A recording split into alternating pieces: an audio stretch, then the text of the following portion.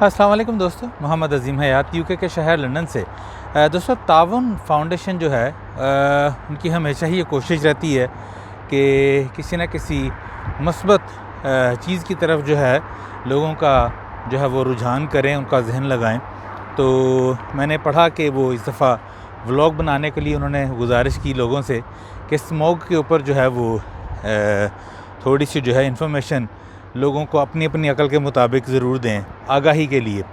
तो दोस्तों, मैं इस ख़ास एक एरिया में इस वक्त ये देखिए मौजूद हूँ और स्पेशली आया हूँ इधर ये दिखाने के लिए कि यहाँ पर इंडस्ट्रियल ज़ोन भी है, यहाँ पर घर भी हैं, यहाँ पर बहुत सी और सनती इलाके भी हैं, जगहें भी हैं और इसके साथ मोटरवे भी है जहाँ से आप गाड़ियाँ चलती हुई देख रहे हैं।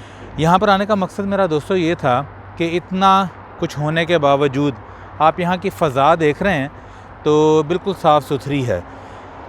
दोस्तों, जो स्मोक है इसको मतलब दो लफ्ज़ों से जो ये बनता है, एक स्मोक और एक फॉग, मतलब धुंध और धुआं।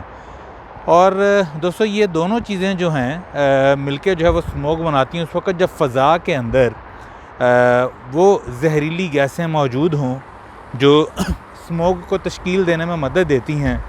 और फिर सूरज की रोशनी जब उन पर पड़ती है तो ये स्मोक की सूरत जो है वो इख्तियार कर लेती है।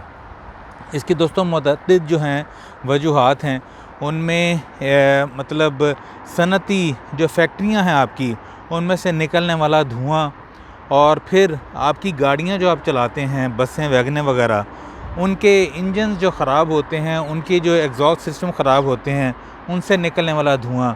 फिर बहुत से लोग जो हैं खेतों खलिहानों में मतलब फसल वगैरह काटने के बाद जो भूसा वगैरह बच जाता है उसको आग लगा देते हैं, वो भी इसकी वजह बनती है।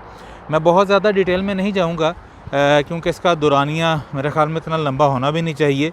बस अपनी अकल के मुताबिक एक छोटी सी बात यही है दोस्तों कि एज एन इंडिविजुअल इनफरादी तौर पर भी जो है ना, अगर हम चाहें तो इसके कंट्रोल के लिए बहुत काम कर सकते हैं। और इस तरह क्योंकि छोटी सी मिसाल मैं दूंगा दोस्तों कि जब आप कुछ वो खा कोई भी शय हो तो उसकी हिफाजत आपकी ही जो है वो ज़िम्मेदारी होती है।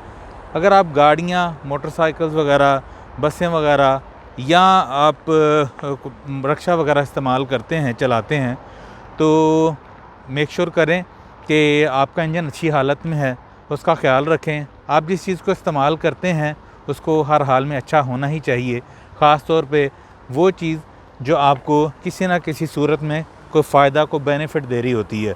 तो दोस्तों, उनका ख्याल रखेंगे आप तो ऑटोमेटिकली धुएँ की जो पोजीशन है वो अच्छी होगी, मतलब धुआँ जो है वो जहरीला खारिज नहीं होगा, तो फ़ज़ा ठीक रहेगी।